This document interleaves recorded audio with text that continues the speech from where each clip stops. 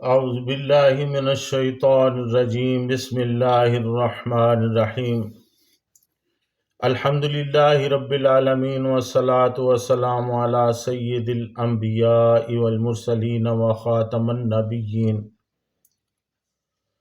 اللہم صلی علی سیدنا مولانا محمد النبی الامی وآلہ واصحابہ وآل بیتہ واتباعہ وبارک وسلم۔ معزز ناظرین، السلام علیکم ورحمۃ اللہ وبرکاتہ۔ جاذب پبلیکیشنز میں خوش آمدید۔ میں محمد سعید جاذب آپ کی خدمت میں حاضر ہوں۔ تعلیم القرآن کا سلسلہ جاری ہے اور میں آپ کی خدمت میں سورۃ النساء کی تفصیلات و تشریحات لے کر حاضر ہوں۔ آج کی نشست میں سورۃ النساء کی آیت نمبر 69 اور 70 شامل ہیں۔ ارشاد باری تعالیٰ ہے وَمَن يُطِعِ اللَّهَ وَالرَّسُولَ فَأُولَٰئِكَ مَعَ الَّذِينَ أَنْعَمَ اللَّهُ عَلَيْهِم مِّنَ النَّبِيِّينَ وَالصِّدِّيقِينَ وَالشُّهَدَاءِ وَالصَّالِحِينَ وَحَسُنَ أُولَٰئِكَ رَفِيقًا ذَلِكَ الْفَضْلُ مِنَ اللَّهِ وَكَفَىٰ بِاللَّهِ عَلِيمًا۔ اور جو اطاعت کرتے ہیں اللہ اور اس کے رسول صلی اللہ علیہ وسلم کی تو وہ ان لوگوں کے ساتھ ہوں گے جن پر اللہ تعالیٰ نے انعام فرمایا، یعنی انبیاء اور صدیقین اور شہداء اور صالحین، اور کیا ہی اچھے ہیں یہ ساتھی۔ یہ محض فضل ہے اللہ تعالیٰ کا اور کافی ہے اللہ تعالیٰ جاننے والا۔ ناظرین، انعام یافتہ لوگ کون ہیں، اس کا ذکر یہاں اللہ تعالیٰ نے فرمایا ہے وَمَن يُطِعِ اللَّهَ وَالرَّسُولَ فَأُولَٰئِكَ مَعَ الَّذِينَ أَنْعَمَ اللَّهُ عَلَيْهِمْ، اور جو اطاعت کرتے ہیں اللہ اور اس کے رسول صلی اللہ علیہ وسلم کی تو وہ ان لوگوں کے ساتھ ہوں گے جن پر اللہ تعالیٰ نے انعام فرمایا۔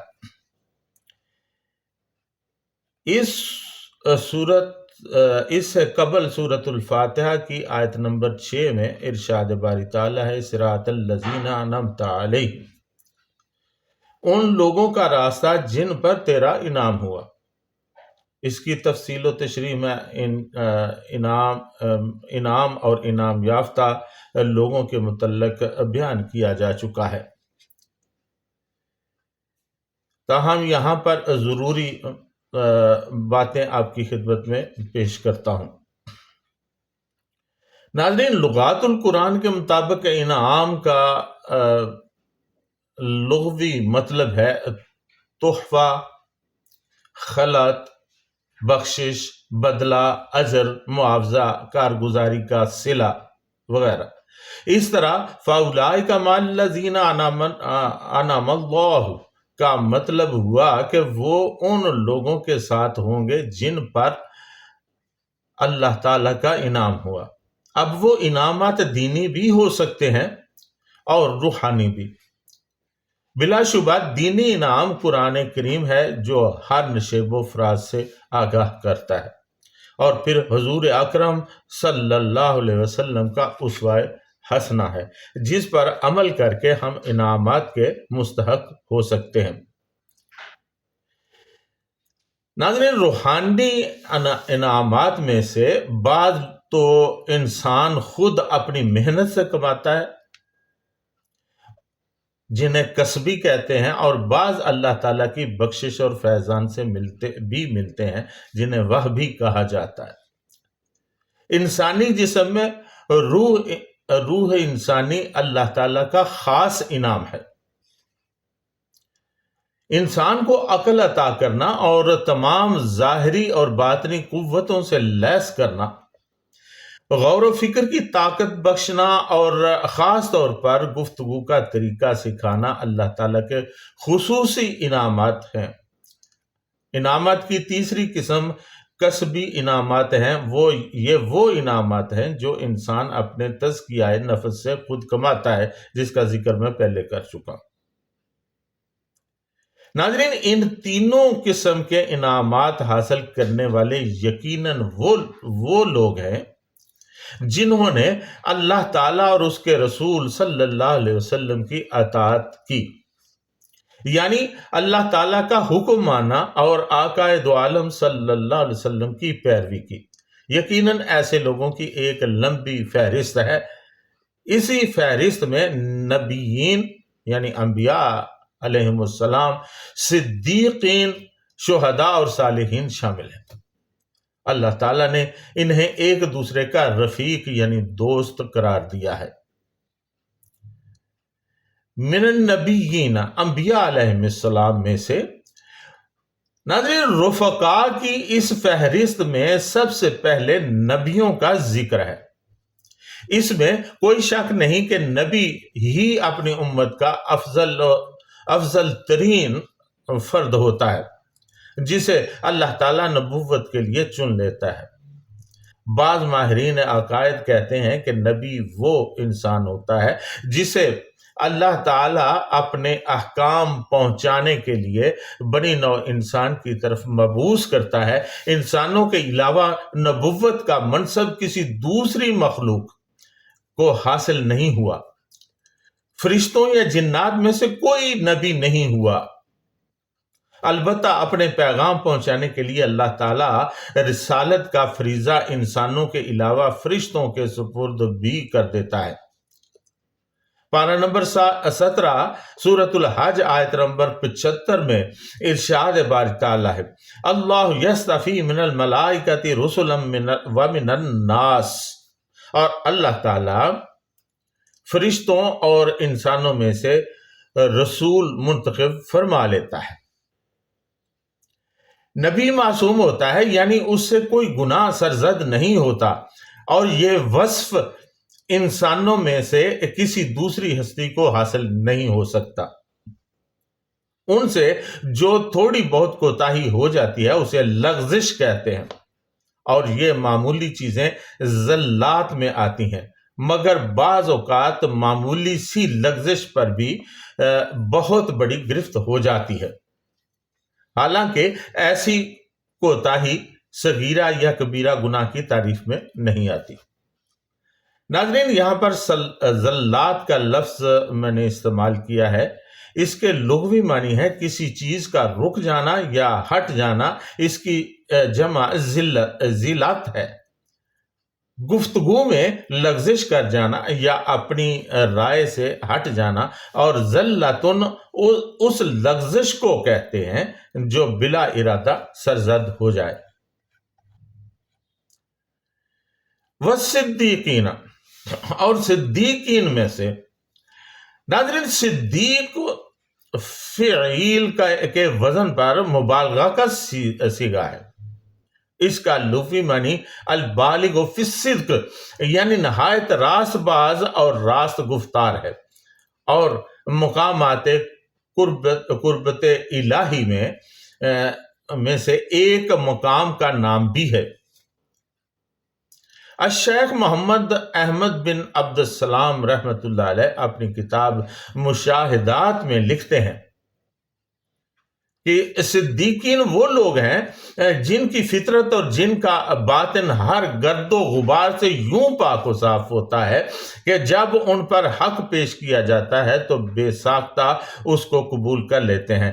خیر و شر کے درمیان انہیں التباس نہیں ہوتا، بلکہ جیسے نگاہ سیاہ و سفید کے درمیان بے تکلف امتیاز کر لیتی ہے، اسی طرح وہ حق و باطل اور خیر و شر میں امتیاز کر لیتے ہیں۔ یہ صدیقیت کا مرتبہ حضور صلی اللہ علیہ وسلم کے کئی جلیل القدر صحابہ کو حاصل تھا، اور صدیق اکبر رضی اللہ تعالی، حضرت ابو بکر صدیق رضی اللہ تعالیٰ عنہ تھے، جن کی زندگی کا ہر لمحہ اسی صدیقیت کبریٰ کا مظہر اتم ہے۔ ایمان لانے کی دعوت دی گئی تو ادنا جھجک کیے بغیر اسے قبول کیا۔ معراج کی خبر سنی تو دل و جان سے اسے حق تسلیم کر لیا۔ صلح حدیبیہ کے شرائط پر ایک یہ ہستی تھی جسے کوئی تردد نہ تھا، اور خلافت کے 2.5 سال کے عرصہ میں تو سبحان اللہ صدیقیت کی نور افشانیاں اور ضیاء پاشیاں عین شباب پر تھیں. جو قدم اٹھایا اکابر صحابہ بھی پریشان ہو گئے، لیکن ہر قدم درست نکلا، ہر تدبیر ہم آہنگے تقدیر ثابت ہوئی. ایک واقعہ کو لیجئے، بخدا یوں محسوس ہوتا ہے کہ صدیقیت کا نور تمام حجابات کو چیر کر بطن غیب کے حالات کو بے حجاب دیکھ رہا ہے. والشہداء، ناظرین شہداء کون ہیں؟ امام فخر الدین رازی رحمت اللہ علیہ اپنی تفسیر کبیر میں لکھتے ہیں کہ وہ شخص جو کبھی نور برہان اور قوت ایمان سے اور کبھی شمشیر و سنا سے دین الہی کی حقانیت کی شہادت دے، وہ شہید کہلاتا ہے، اور راہ خدا میں قتل ہونے والے کو اسی مناسبت سے شہید کہا جاتا ہے، اور اس نے اپنی جان قربان کر کے دین کی حقانیت کی گواہی دی ہے. اس کے بعد امام رازی رحمت اللہ علیہ لکھتے ہیں کہ وہی افراد جو دنیا میں دین کی صداقت کے شاہد رہے، قیامت کے دن لِتَكُونُوا شُهَدَاءَ عَلَى النَّاسِ کے مصداق ہوں گے. ناظرین لغات القرآن کے مطابق شاہدہ کے معنی گواہی دینے یا تصدیق کرنے کے بھی ہوتے ہیں، اور قسم کھانے کے بھی. پارہ نمبر 24 سورت فصلت آیت نمبر 20 میں ارشاد باری تعالیٰ ہے، حَتَّى إِذَا مَا جَاءُوهَا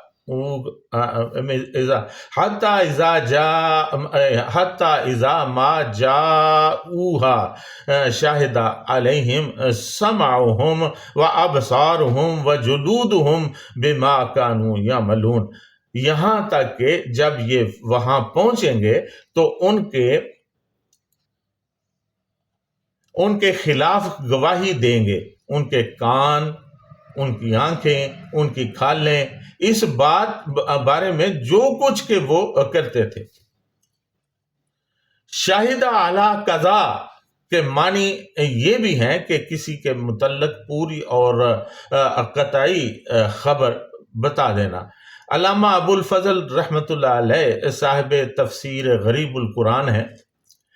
انہوں نے حضرت ابن عباس رضی اللہ تعالیٰ عنہ کے حوالے سے لکھا ہے کہ شاہدہ کے معنی فیصلہ کرنے کے بھی آتے ہیں، جیسا کہ پارہ نمبر 7 سورۃ الانعام آیت نمبر 19 میں ارشاد باری تعالیٰ ہے، قُلْ أَيُّ شَيْءٍ أَكْبَرُ شَهَادَةً قُلِ اللَّهُ شَهِيدٌ بَيْنِي وَبَيْنَكُمْ.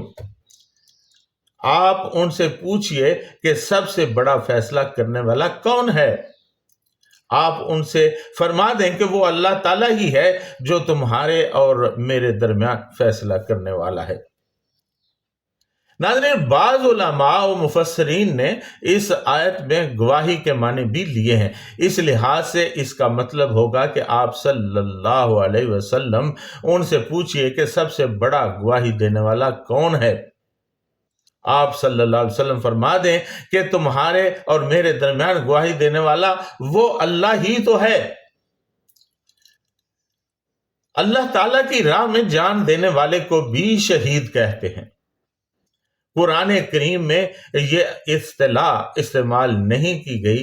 ویسے معنوی اعتبار سے دیکھا جائے تو شہید زندہ انسان بھی ہو سکتا ہے اور جسمانی طور پر مردہ بھی. جو شخص جس پر وہ ایمان رکھتا ہے اس کی عملی شہادت پیش کر دے وہ شہید ہے، خواہ جان سے ہو یا مال سے یا کسی اور مطلوب شے سے، اور پھر آخر وقت تک اس روش پر قائم رہے. راہ خدا میں جان دینا اپنے ایمان کی صداقت کی سب سے بڑی شہادت یعنی گواہی ہے. ناظرین قرآن کریم کی روح سے پوری کی پوری ملت اسلامیہ شہداء علی الناس ہے. یعنی تمام نوع انسانی مختلف اقوام عالم کے اعمال پر نگاہ رکھنے والی ہے، ان سب پر نگران، اور ان کا مرکز آقا دو عالم صلی اللہ علیہ وسلم کی ذات اقدس ہے۔ غور کرنے کی بات ہے کہ ملت اسلامیہ کا دنیا میں فریضہ کیا کیا تھا، اور اس فریضہ کی ادائیگی کے لیے اس کا مقام کس قدر بلند تھا۔ ایک وہ ملت اسلامیہ تھی اور ایک ہم ہیں کہ دوسروں کے اعمال و کردار نگران و محاسب ہونا تو ایک طرف، ہم اپنی ذرا ذرا سی ضرورت کے لیے بھی غیروں کے محتاج ہیں۔ والصالحین، اور صالحین میں سے اصلحہ معنی ہے کسی چیز کی خرابی، کمی یا نقص دور ہو جانا، اور حسن کارانہ توازن پیدا کرنے والے کا کام کرنا۔ اس لیے الصلح باہمی امن و سلامتی اور مسالمت کو کہتے ہیں، کیونکہ زمانہ جنگ کی بنسبت صلح و امن میں معاملات کے اندر توازن قائم رہتا ہے۔ الصلاح ان کے معنی ہے حالات کا عقل و شرع کے تقاضا کے مطابق معتدل و مستقیم ہو جانا، جس چیز کو جس حال میں ہونا چاہیے اس کا ٹھیک ٹھیک اسی حالت میں ہونا، بالکل مناسب، درست یا ترتیب کے ساتھ ٹھیک حالت میں رہنا۔ چنانچہ صالحین ان لوگوں کو کہا جائے گا جن میں کوئی ناہمواری نہ ہو اور ان کے معاملات ہر طرح سے سنورے ہوئے ہوں۔ اس سے مراد یہ بھی ہے کہ وہ لوگ صلاحیت بخش کام کرتے ہیں۔ ناظرین، امام فخر الدین رازی رحمۃ اللہ علیہ فرماتے ہیں کہ والصالح والذی یکون صالحا فی اعتقادہ وفی عملہ، صالح وہ شخص ہے جو عقائد اور اعمال دونوں لحاظ سے صالح ہو۔ وحسن اولئک رفیقا، اور کیا ہی اچھے یہ ساتھی ہیں۔ ناظرین، حضرت پیر کرم شاہ صاحب رحمۃ اللہ علیہ یہاں پر لکھتے ہیں کہ حسنا بمانی ما احسنا تعجب کے لیے ہے۔ بظاہر حسنا اولئک رفیقا کہنا چاہیے تھا، لیکن علماء نے اس کے دو جواب دیے ہیں۔ ایک تو یہ کہ تقدیر کلام یہ ہے حسن کل واحد منہم رفیقا، اور دوسرا جواب جو زیادہ واضح ہے وہ یہ ہے کہ رفیق، برید وغیرہ الفاظ واحد، جمع اور جنس سب معنی کے لیے استعمال ہوتے ہیں، اس لیے یہاں رفیق بمعنی رفقا ہے۔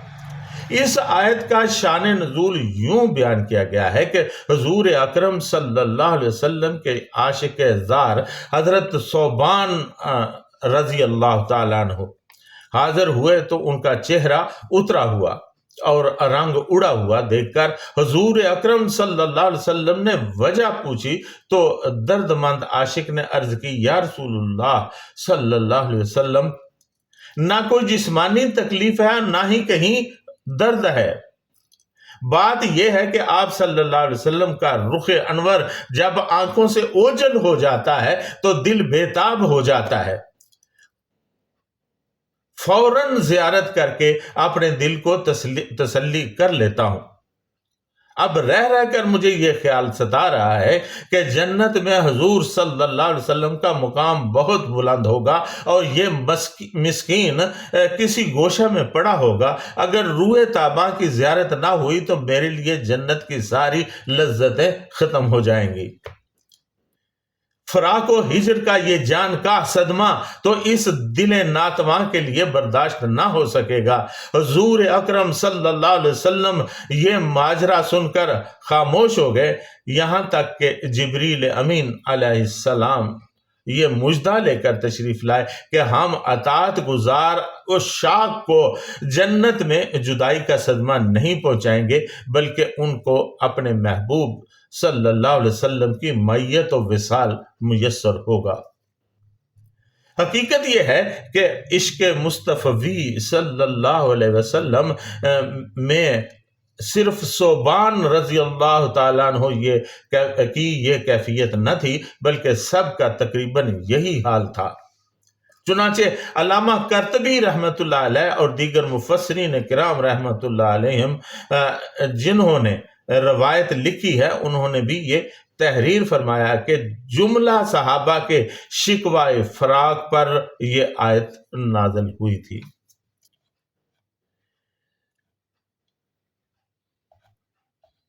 ناظرین، آقا تو عالم صلی اللہ علیہ وسلم کی رفاقت کیسے حاصل ہو سکتی ہے؟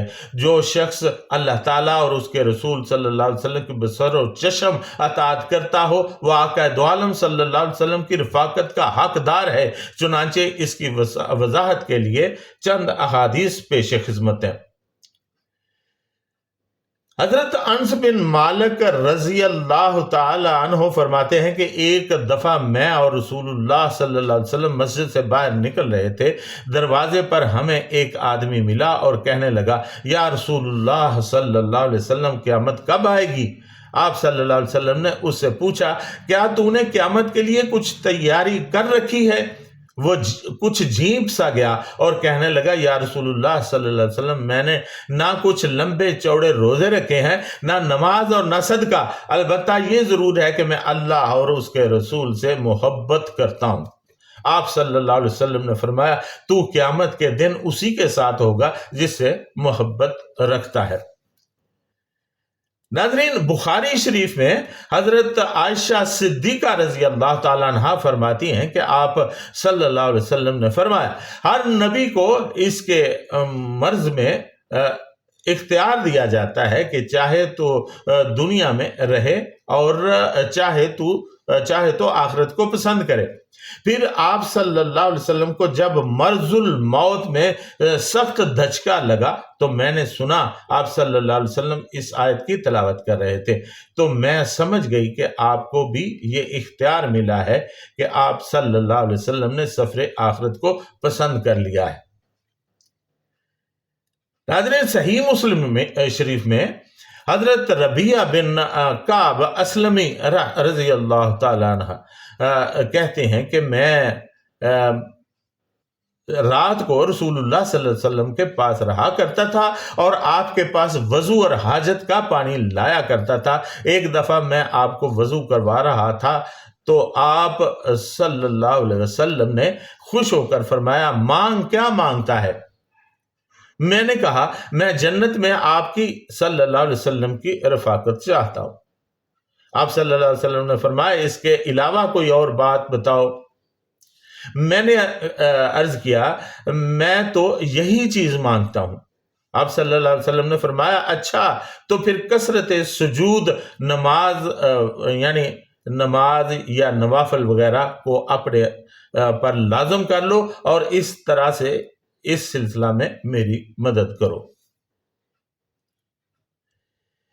ذالک الفضل من اللہ وکفی باللہ علیما، اور یہ محض اللہ تعالیٰ کا فضل ہے اور اللہ تعالیٰ کافی ہے جاننے والا۔ حضرت پیر کرم شاہ صاحب رحمۃ اللہ علیہ یہاں پر لکھتے ہیں کہ اعمال صالح پر اجر عظیم کا وعدہ فرمایا گیا ہے جو یقیناً پورا ہوگا۔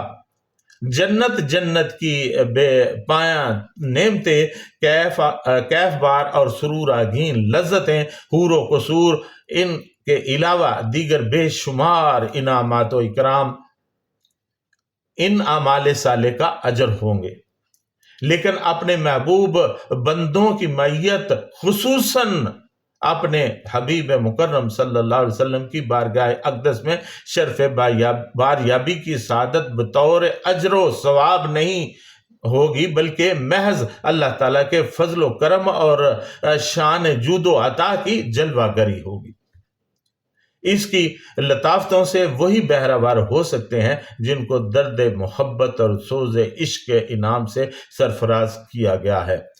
ناظرین، اللہ تعالیٰ سے دعا ہے کہ اللہ تعالیٰ ہمیں بھی صالح بنا دے، نیک اعمال کرنے کی توفیق عطا فرمائے، اور آقا دو عالم صلی اللہ علیہ وسلم کی معیت حاصل ہو جائے، ان کی رفاقت نصیب ہو جائے، قیامت کے دن جنت میں ان کے ساتھ رہیں، ان کی زیارت کر سکیں۔ اس کے ساتھ ہی آج کی نشست میں اجازت، وما علینا الا البلاغ المبین۔